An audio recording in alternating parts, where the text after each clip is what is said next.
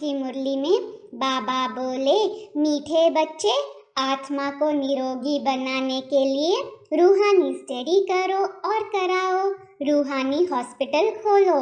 आज का गीत बजा है धीरज धर मनुआ। बच्चों ने गीत सुना। इस समय सभी आत्माओं को धीरज दिया जाता है। आत्मा में ही मन बुद्धि है। आत्मा ही दुखी होती है तब बाप को बुलाती है, हे पतित पावन परमपिता परमात्मा आओ। कभी ब्रह्मा विष्णु शंकर को पतित पावन नहीं कहा जाता। जब उन्हों को नहीं कहा जाता तो लक्ष्मी नारायण राम सीता आदि को भी नहीं कहा जा सकता है। पतित पावन तो एक ही है। विष्णु का चित्र तो है ही पावन। वह है विष्णुपुरी के मालिक। विष्णुपुरी स्थापन करने वाला है शिव बाबा। वही इस समय विष्णुपुरी स्थापन कर रहे हैं। वहाँ देवी देवता ही रहते हैं। विष्णु डिनायस्टी कहे अथवा लक्ष्मी नारायण डिनायस्टी कहे, बात एक ही है। यह सब पॉइंट्स धारण करने की है। बाप है रूहानी और यह रूहानी स्टडी है, रूहानी सर्जरी है, इसलिए बोर्ड पर नाम भी ऐसा लिखना चाहिए, ब्रह्मा कुमारी रूहानी ईश्वरीय विश्वविद्यालय। रूहानी अक्षर जरूर डालना है। रूहानी हॉस्पिटल भी कह सकते हैं, क्योंकि बाप को अविनाशी सर्जन भी कहते हैं। पतित पावन ज्ञान का सागर भी कहते हैं। वह धीरज दे रहे हैं कि बच्चे, मैं आया हूँ, मैं रूहों को पढ़ाने वाला हूँ। मुझे सुप्रीम रूह कहते हैं। आत्मा को ही रोग लगा हुआ है, खाद पड़ी हुई है। सतयुग में पवित्र आत्माएं हैं, यहाँ अपवित्र आत्माएं हैं।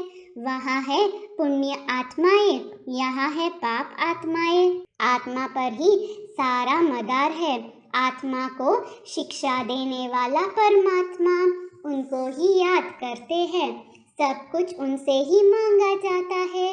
कोई दुखी कंगाल होगा तो कहेगा, मेहर करो, कुछ पैसे साहूकार से दिलाओ। पैसा मिल गया तो कहेंगे, ईश्वर ने दिया व दिलवाया। कोई कारपेंटर है तो उनको सेठ से मिलेगा।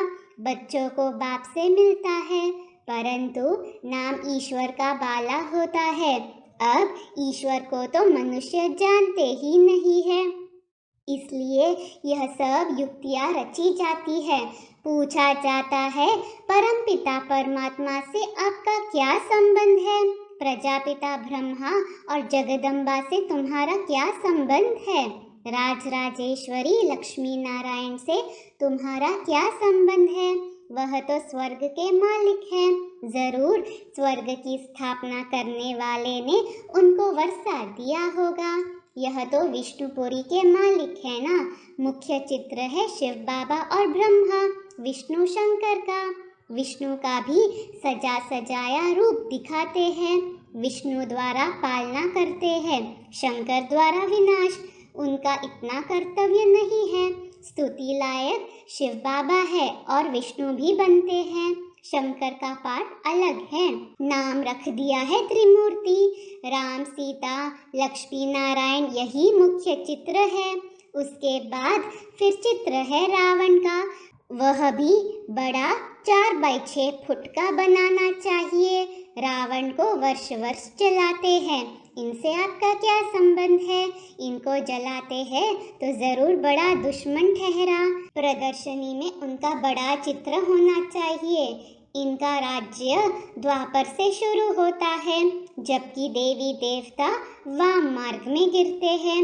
इनके अलावा बाकी जो चित्र है उनकी फिर अलग अलग प्रदर्शनी दिखानी चाहिए कि यह सब कलयुगी चित्र है। गणेश, हनुमान, कच्छ मच्छ आदि सब के चित्र डालने चाहिए। ऐसे बहुत किस्म किस्म के चित्र मिलते हैं। एक तरफ कलयुगी चित्र, एक तरफ है तुम्हारे चित्र। इन पर तुम समझा सकते हो। मुख्य चित्र है शिव बाबा का और एम ऑब्जेक्ट का। लक्ष्मी नारायण का अलग है, संगम का अलग है, कलयुग का अलग है। चित्रों की प्रदर्शनी के लिए बहुत बड़ा कमरा चाहिए। दिल्ली में बहुत आएंगे, अच्छे और बुरे तो होते ही है, बड़ी संभाल करनी चाहिए, इसमें चाहिए पहचान। चीफ जस्टिस से ओपनिंग कराते हैं, वह भी नामी ग्रामी नंबर 1 है। प्रेसिडेंट और चीफ जस्टिस इक्वल है, एक दो को कसम उठवाते हैं, जरूर कुछ समझते हैं, तब तो उद्घाटन करेंगे ना।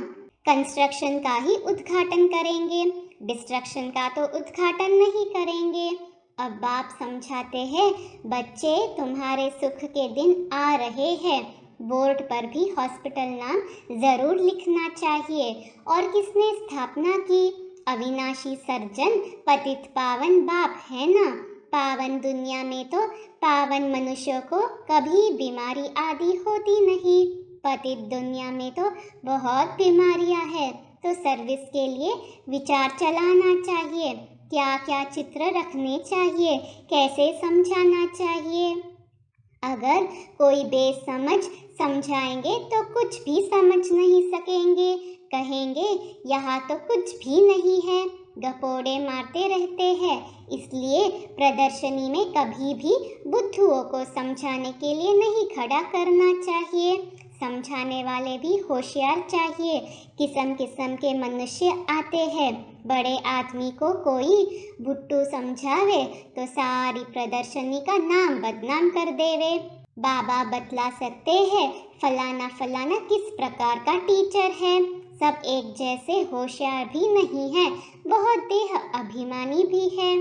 अब बाप कहते हैं, हे आत्माएं, तुम्हारे सुख के दिन आ रहे हैं, स्वर्ग का नाम तो सब गाते हैं, परंतु स्वर्ग में भी नंबरवार मर्तबे हैं, नरक में भी नंबरवार दर्जे हैं।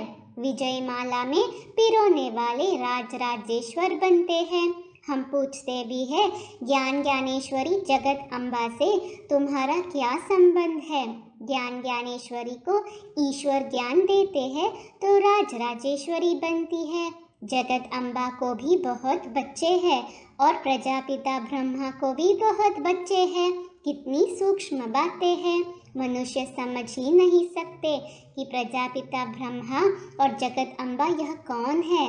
प्रजापिता ब्रह्मा के मुखवंशावली होंगे ना, सेंसेबल जो होंगे वह झट पूछेंगे, हमको यह बात समझ में नहीं आती कि प्रजापिता ब्रह्मा और जगत अम्बा का आपस में क्या कनेक्शन है जो इतने बच्चे मुख से हुए हैं। ऐसे ऐसे प्रश्न पूछने से आने वालों की बुद्धि का भी पता लग जाएगा। बाप सब राज समझाते हैं। त्रिमूर्ति, झाड़, गोला, लक्ष्मी नारायण का चित्र, इनमें एम ऑब्जेक्ट भी है, वर्षा देने वाला भी ऊपर में खड़ा है, तो समझाने वाला बहुत होशियार चाहिए, प्रश्नावली भी बहुत अच्छी चाहिए। रावण से तुम्हारा क्या संबंध है? इतने बड़े बड़े विद्वान पंडित आदि कुछ भी समझते नहीं है कि यह दुश्मन कैसे है, हम भी आगे समझते नहीं थे। बाबा कहते हैं, यह जो ब्रह्मा है जिसको मैंने अडॉप्ट किया है वह भी नहीं जानते थे, अब जानते हैं तो औरों को भी समझाने का बड़ा शौक चाहिए। यह प्रदर्शनी बिल्कुल नहीं है, भल कोई कॉपी भी करे तो भी समझा न सके। यह वंडर है, बड़ा नशा चाहिए, सर्विस में पूरा लग जाना चाहिए। चित्र तुम्हारे बहुत मांगेंगे तो बहुत होने चाहिए, सर्विस के लिए विशाल बुद्धि चाहिए। खर्चा तो होगा ही, पैसे तो खर्च करने के लिए ही है, खर्च करते जाएंगे तो आते जाएंगे। धन दिए धन ना खूटे, बच्चे तो बहुत बनते जाएंगे, पैसे तो सर्विस में ही लगाने हैं।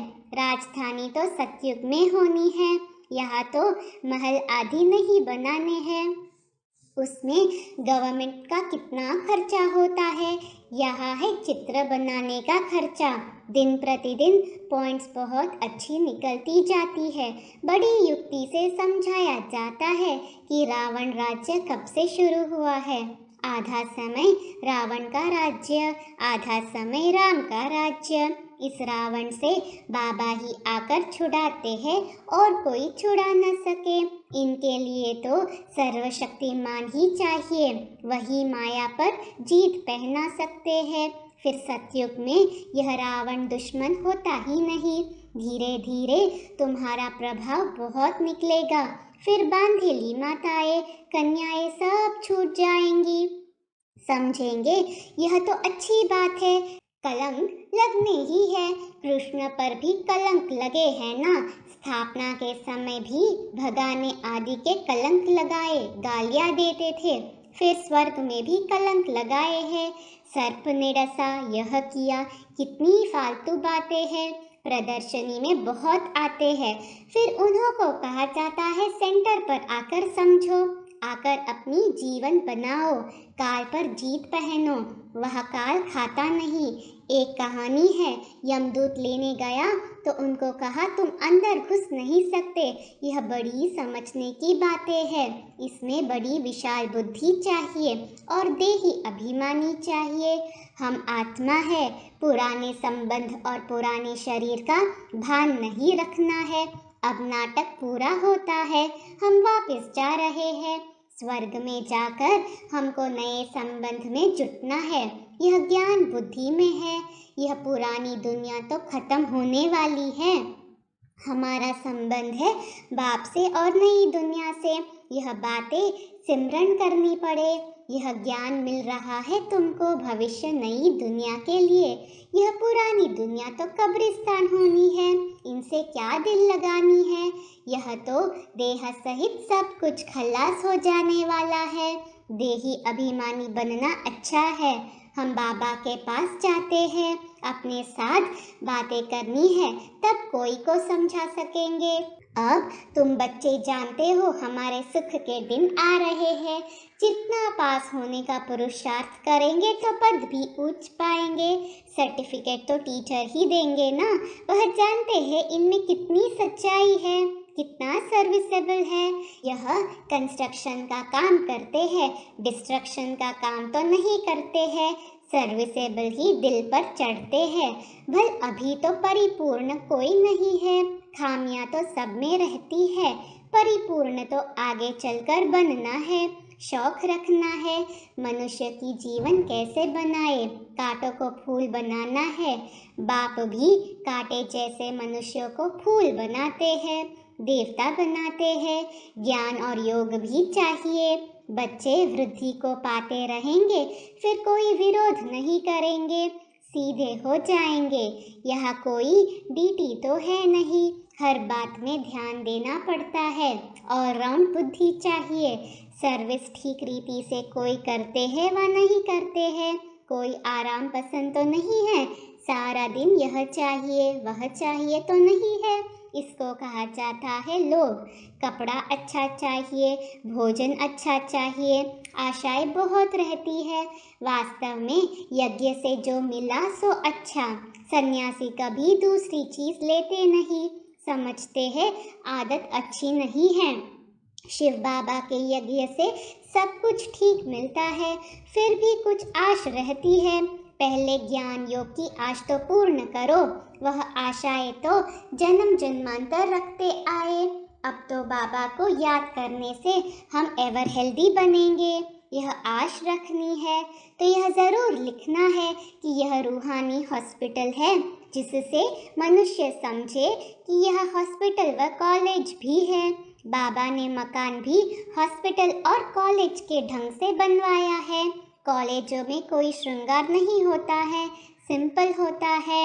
आज का वरदान है शक्तिशाली याद द्वारा परिवर्तन, खुशी और हल्केपन की अनुभूति करने वाले स्मृति सो समर्थ स्वरूप भव।